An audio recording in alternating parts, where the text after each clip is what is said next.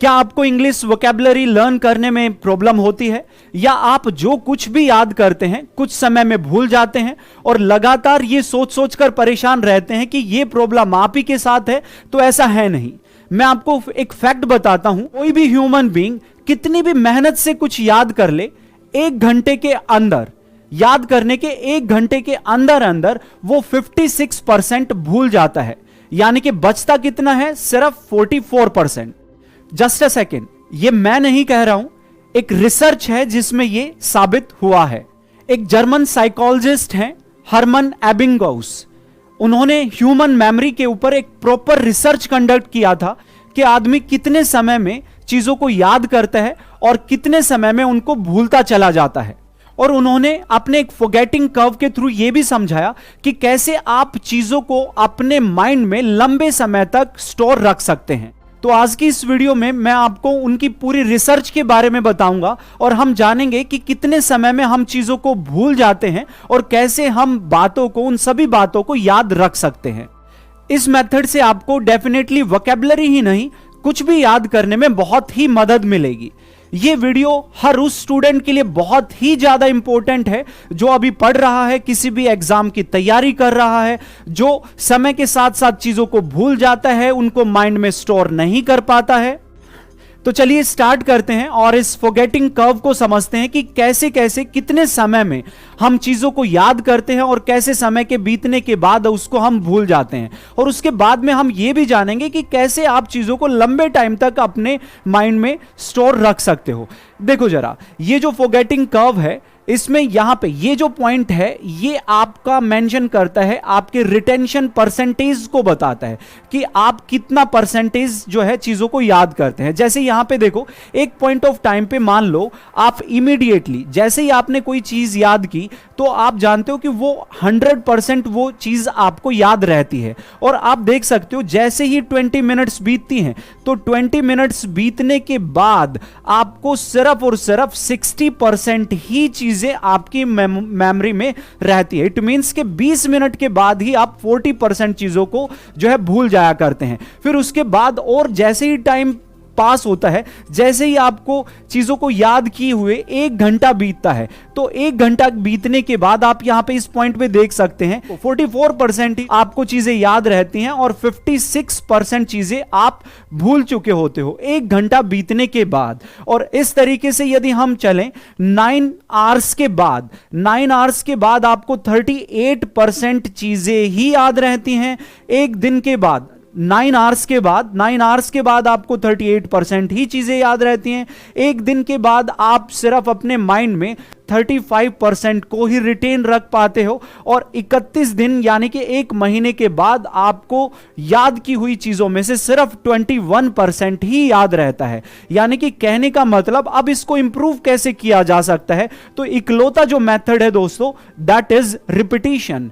जितना ज्यादा आप चीजों को रिवाइज करते हैं, जितना ज्यादा आप चीजों को रिपीट करते हैं, यह मेथड आपको मदद करता है चीजों को लंबे टाइम तक रिकॉल करने के लिए। जैसे देखते हैं, अब चलिए यहां पे एक कर्व मैंने और आप लोगों को गिवन किया, फॉरगेटिंग कर्व, जिसमें मैंने आप लोगों को एक ग्राफ जो है आपका वो बता रहा है। आपका जो पहला मैंने स्लाइड बताई थी कि कैसे आप भूलते चले जाते हैं, कितने परसेंटेज में आप भूलते चले जाते हैं। लेकिन ये जो सेकंड, एक बार यदि आपको एक बार याद करने के बाद जैसे ही आप उसको दोबारा से याद करते हो तो आप देखें कि भूलने की जो आपकी जो पावर है वो कहीं ना कहीं जो है यहां पे अब स्टेबल बनती है। अब आप चीजों को जो है भूलने में टाइम थोड़ा ज्यादा लगता है और जैसे ही उस बात को आप फिर से रिवाइज कर लेते हो, जो भी आप पढ़ रहे हो उसको याद यदि फिर से रिवाइज करते हो तो फिर ये ग्राफ जो है आपका इंप्रूव होता चला जाता है, राइट। और इस तरीके से जैसे ही रिपीटिशन को आप कंटिन्यू रखते हो, चीजों को रिवाइज करते रहते हो बार बार, तो इससे आप एक टाइम के बाद पाते हो कि लंबे टाइम तक अब आप अपने मेमोरी के अंदर चीजों को फिट रख सकते हैं, स्टोर रख सकते हैं और जो भूलने की जो प्रॉब्लम आप लोगों के साथ लगातार बनी रहती है उससे आप जो है छुटकारा पा लेते हैं। तो आज की इस वीडियो में मैं आपको इस फॉरगेटिंग कर्व के साथ साथ अपने खुद के जो है प्रूवन फैक्ट को भी बताऊंगा, प्रूवन मेथड को भी बताऊंगा कि मैंने किस चीज तरीके से चीजों को याद किया, लर्न किया, मैं अपने स्कूलिंग टाइम में कैसे याद रखता था और आज भी किस मेथड पे मैं वर्क करता हूं। राइट, पहला जो अप्रोच होती है मेरी, दैट इज रिपीटिशन। मैं किसी भी चीज को बार बार रिवाइज करता हूं और उससे मुझे मदद यह मिलती है कि लंबे टाइम तक वो मुझे बातें, वो सारी की सारी बातें जो है मैं याद रख पाता हूं, चाहे सब्जेक्ट कोई भी है। ठीक है, इंग्लिश वोकैबुलरी के साथ साथ आप जो है ग्रामेटिकल सेक्शन है या फिर मैथ्स है, रीजनिंग है या फिर साइंस का कोई भी पार्ट है, उसको भी आप आसानी से याद रख सकते हो। उसके साथ साथ जो मेरी अप्रोच है और दूसरी जो अप्रोच है वो भी हम जानेंगे, कौन कौन से सोर्स हैं जिनसे आप वोकैबुलरी को बहुत बेहतर कर सकते हो। ठीक है, पहले सोर्स हम जानेंगे, कितने आवर्स तक जो है कितने वर्ड्स कम से कम हमें पढ़ने चाहिए, कौन कौन से वो रेफरेंस हैं, बुक्स कौन कौन सी हैं, मेथड क्या होने चाहिए, वो सब हम चलिए देखते हैं, डिस्कस करते हैं। सबसे पहले how to build a strong vocabulary, कैसे आप स्ट्रॉन्ग वोकैबुलरी को बिल्ड कर सकते हैं। तो सबसे पहले हम बात करेंगे सोर्सेज की, कौन कौन से वो स्रोत हैं जिनसे आप स्ट्रॉन्ग वोकैबुलरी को बिल्ड कर सकते हैं। तो सबसे पहले मैंने आप लोगों को बताया, आप किसी भी स्टूडेंट जो आप किसी भी एग्जाम की तैयारी कर रहा है, सबसे फॉरमोस्ट जो चीज है आप लोगों के लिए, सबसे जरूरी जो चीज है, that is PYQs, previous year questions.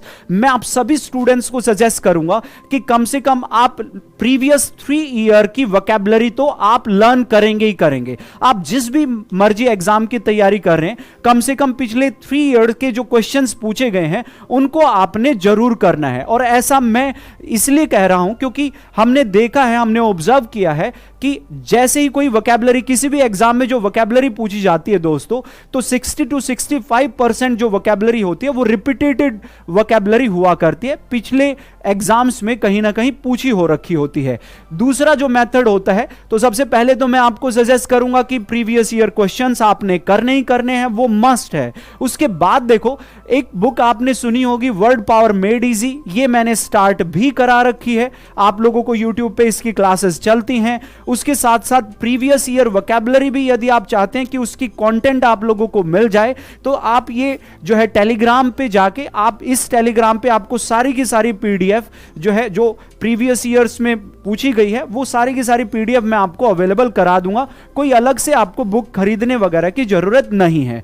Right, चलिए, तो ये दोनों सबसे पहले तो आप जानते हैं, ये PYQs होना है, वर्ड पावर मेड इजी, इसकी पूरी सीरीज हमने स्टार्ट कर ही रखी है। उसके साथ देखो मेथड्स कौन से हैं, ठीक है, जो रिजल्ट ओरिएंटेड जो मेथड्स हैं वो आपके सामने। सबसे पहले जब भी आप वोकैबुलरी को लर्न करते हैं, तो मैं कहूंगा कि अपनी वोकैबुलरी को रूट वर्ड मेथड जो होता है उसकी मदद से आप चीजों को याद करें, वर्ड पावर को अपनी तैयार करें। ठीक है, रूट मेथड्स। राइट, दूसरा जो मेथड होता है जिससे आप वोकैबुलरी को आसानी से लर्न कर सकते हो, दैट इज निमोनिक्स। ये मेथड भी काफी यूजफुल स्टूडेंट्स के लिए रहता है, आप इसको भी यूज कर सकते हैं। थर्ड जो सबसे अच्छा मेथड होता है, ठीक है, जो अच्छा मेथड है, that is with the help of sentences. Sentences की मदद से भी आप वोकैबुलरी को लर्न कर सकते हैं। मैंने इस मेथड से बहुत कुछ सीखा, बहुत कुछ सीखने को मुझे मिला था, तो आप भी बेशक इस मेथड का यूज कर सकते हैं। न्यूज़पेपर रीडिंग जिसमें हम करते हैं, कोई भी द हिंदू न्यूज़पेपर आप रीड कीजिए, राइट, उसकी मदद से, फिर सेंटेंसेस की मदद से चीजों को याद करने में आपको बहुत ज्यादा मदद मिलेगी। राइट, तो ये तीनों मेथड्स हैं जो आपको यूज करने हैं। और एक मेरा खुद की जो अप्रोच है वो भी आप जाने, बहुत ही बेनिफिशियल ये अप्रोच आपके लिए रहने वाली है। देखो, जब भी आप कोई भी वोकैबुलरी तैयार करते हैं, तो मैं आपसे चाहता हूं कि हर रोज के कुछ अपने नोट्स बना ले। ठीक है, मैं उनको नाम देता हूं, को आप असाइनमेंट उनको कह सकते हैं, या फिर मैं जब पढ़ता था तो मैं उनको नाम दे देता द डेली डोज। एक दिन के लिए मैंने अपने जो है कुछ 15-20 वर्ड मैं अपने नोटबुक में मैं लिखता था। ठीक है, मैं कैसे करता था वो देखो, पहले मैं किसी भी वर्ड को लिखता था, जो भी मुझे न्यूज़पेपर में वर्ड मिला, फिर न्यूज़पेपर में वर्ड मिलने के बाद मैं इस वर्ड का पार्ट ऑफ स्पीच लिखा करता था। ठीक है, कि ये वर्ड जो है इसका पार्ट ऑफ स्पीच क्या है। यदि ये नाउन होता तो ब्रैकेट में मैं एन लिखता, ठीक है, वर्ब होता तो वी लिख लेता, एडजेक्टिव है तो एडी जे से मेंशन कर देता, या फिर एडवर्ब होता तो एडी वी से मैं इसको मेंशन कर दिया करता था। राइट, पार्ट ऑफ स्पीच जो होता है वो सबसे ज्यादा जरूरी होता है, क्योंकि ये जो तरीका है ना, यदि आपको किसी वर्ड्स के पार्ट ऑफ स्पीच के बारे में पता चलने लग जाता है तो वोकैबुलरी में तो मदद होती ही है, साथ के साथ ग्रामेटिकल जो सेक्शन होता है उसमें भी आपको एरर सोल्व करने में, सेंटेंस को इंप्रूव करने में, फिल इन द ब्लैंक में, ये मेथड वहां पे भी आपको बहुत ही ज्यादा मदद करता है। तो जब भी वोकैबुलरी को याद करें तो उसके पार्ट ऑफ स्पीच की मदद से कोशिश करें उसको याद रखने की। ओके, पार्ट ऑफ स्पीच लिखने के बाद फिर मैं क्या करता था, उसका जो इंग्लिश मीनिंग होता है वो हम लिखते हैं। जिस स्टूडेंट को जरूरत है कि हाँ हिंदी मीनिंग भी उसको चाहिए तो हिंदी मीनिंग भी लिखा जा सकता है। ठीक है, ये मेथड जो होता है ये आपको मदद इसलिए भी बहुत ज्यादा इंप्रूवमेंट करता है क्योंकि जब आप चीजों को लिखते हैं तो कई सारी चीजें आपकी तैयार होती है। एग्जाम्पल के तौर पे आपकी स्पेलिंग मिस्टेक्स नहीं होंगी। ठीक है, मैं इसलिए आपको कह रहा हूं कि आप उसको लिख के देखें, स्पेलिंग मिस्टेक्स वहां से दूर हो जाती हैं। राइट, जो कि एग्जाम में आपके क्वेश्चंस बनते हैं। अच्छा, फिर मैं क्या करता था, इस वर्ड का यूज करके एक सेंटेंस, वन सेंटेंस में लिखता था, और ये सेंटेंस वो होता था जो मुझे न्यूज़पेपर में उस वर्ड का यूज करके जो न्यूज़पेपर में दे रखा होता था। एक सेंटेंस में न्यूज़पेपर के सेंटेंस को लिखता था। राइट, एक सेंटेंस में और लिखता था, वन सेंटेंस और होता था, लेकिन अब ये जो सेंटेंस होता था ये मेरा सेल्फ डिजाइंड होता था। मैं अपनी जो मेरे व्यूज हैं, जो मेरे अपने खुद के जो ओपिनियन होते थे उस वर्ड को लेके उस वर्ड पर बेस्ड मैं एक सेंटेंस और डिजाइन करता था। राइट, तो सेंटेंसेस की मदद से जो है लंबे टाइम तक आप रिकॉल भी कर सकते हो, अपने माइंड में फिट भी रख सकते हो। ठीक है, और आपकी इससे जो है ये समझ लो कि जो स्पेलिंग मिस्टेक्स होती हैं वो भी आपकी दूर हो जाया करती हैं, और समय के साथ साथ आप इनको रिवाइज भी कर सकते हो। राइट, तो ये मेथड आप जरूर यूज करें। उसके बाद देखो, काफी सारे स्टूडेंट्स का ये क्वेश्चन भी रहता है कि कितने वर्ड्स वो याद करें कम से कम एक दिन में वोकैबुलरी को तैयार करने के लिए, किसी भी एग्जाम्स के लिए। काफी सारे स्टूडेंट्स तो मैंने देखे हैं 100 वर्ड्स को एक ही दिन में याद करते हैं, या फिर 500 वर्ड्स भी करेंगे, और उसके बाद 10 दिन 15-20 दिन तक जो है लगातार उसके टच में नहीं रहते हैं, फिर से उसको रिवाइज करते ही नहीं है। दैट इज रॉन्ग, वो बिल्कुल गलत है। वो अप्रोच आपको कोई मदद नहीं करेगी दोस्तों। मैं आपको कहता हूं कि एक दिन में मैक्सिमम आप 20 वर्ड्स को तैयार करें। 20 वर्ड्स, जी हां, 15 करते हो तो कोई दिक्कत नहीं है, लेकिन 25 मत करना। ठीक है, एक दिन में ज्यादा से ज्यादा आप 20 वर्ड्स याद करें। तरीका क्या होगा, सबसे जरूरी बात ये रही आप लोगों के सामने। देखो, सपोज करो आपने फर्स्ट डे आपने किए 20 वर्ड्स, तो आप देख सकते हो पहले दिन जो आपने ये 20 वर्ड्स किए हैं ना दोस्तों, टाइम सिर्फ इन्हीं में लगेगा, टाइम सिर्फ इसमें लगेगा 20 वर्ड में। अगले दिन जो 20 वर्ड्स होंगे, अब आपका टाइम सिर्फ इन 20 वर्ड्स जो नए वर्ड्स हैं, टाइम सिर्फ इसमें लगेगा। लेकिन मैं कहता हूं कि 20 प्रीवियस को, यानी कि इनको रिवाइज जरूर करना है। 20 नए वर्ड तैयार कर रहे हो, प्रीवियस 20 को याद जरूर करना है, वो नहीं भूलना है सबसे पहले, क्योंकि जितनी ज्यादा रिपीटिशन आप करोगे बेनिफिट्स उतने ही ज्यादा बेहतर जो है आपके मिला करते हैं।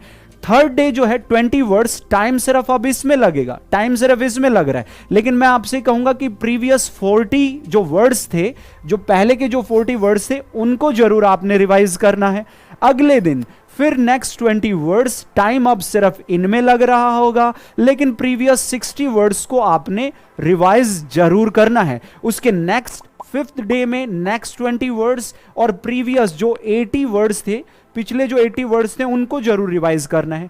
6th डे में जो है आपने अगले 20 वर्ड्स को तैयार करना है, टाइम सिर्फ इन्हीं में लगेगा, लेकिन प्रीवियस 100 वर्ड्स को आप रिवाइज करोगे ही करोगे, उसको तो हर हाल में आपने रिवाइज करना है। और जो 7th डे आएगा, आप 7th डे में अगले 20 वर्ड्स को बिल्कुल तैयार नहीं करोगे। 7th डे में जो 6 दिनों में आपने 120 वर्ड्स को जो पढ़ा है, सीखा है, समझा है, उन्हीं को आप 5 to 6 टाइम्स 5 से 6 बार आपने उन्हीं को बार बार रिवाइज करना है, रिपीटिशन में रखना है। यकीन मानना दोस्तों, यह तरीका आप लोगों के लिए एक बहुत मैजिकल प्रूव होने वाला है। ठीक है, कोई ऐसी वजह हो ही नहीं सकती कि अब आप इंग्लिश जो वोकैबुलरी का जो पार्ट है उसको आप भूल जाओगे। और मैंने बताया वोकैबुलरी नहीं, कोई भी सब्जेक्ट आप इस तरीके से, रिपीटिशन ही इंसान को बनाती है। चाहे वो कोई स्टूडेंट है, चाहे वो कोई टीचर है, हर पर्सन को रिपीटिशन बनाती है। ठीक है, तो ये बात तय कर लेना, ये जो मेथड है ये बहुत ही वर्क करेगा। सोर्स मैंने आपको बताए कहां कौन कौन से सोर्स हैं। ठीक है, वर्ड पावर मेड इजी से आप पढ़ सकते हो, रूट वर्ड से आप पढ़ सकते हो, प्रीवियस ईयर वोकैबुलरी को आपने कवर करना है, न्यूज़पेपर की मदद से आप पढ़ सकते हो। ठीक है, ये सब आप कर सकते हो। किस तरीके से कितने वर्ड्स पढ़ने हैं ये मैंने बताया। जितनी भी तमाम पीडीएफ है वो मैं आप लोगों को इस टेलीग्राम पे आपको शेयर करता रहूंगा। वर्ड पावर मेड इजी की सीरीज जो है आपके साथ, आपके लिए लगातार चल रही है। ठीक है, उम्मीद है ये वीडियो आप लोगों को पसंद आई है। ठीक है, और अपने कमेंट्स जो है कमेंट सेक्शन में जाके जरूर बताएं इस वीडियो से आपको कितना सीखने समझने को मिला, क्या सोचते हो आप इस वीडियो के बारे में। तो मिलेंगे नेक्स्ट वीडियो में, तब तक के लिए take care, stay connected. Thank you.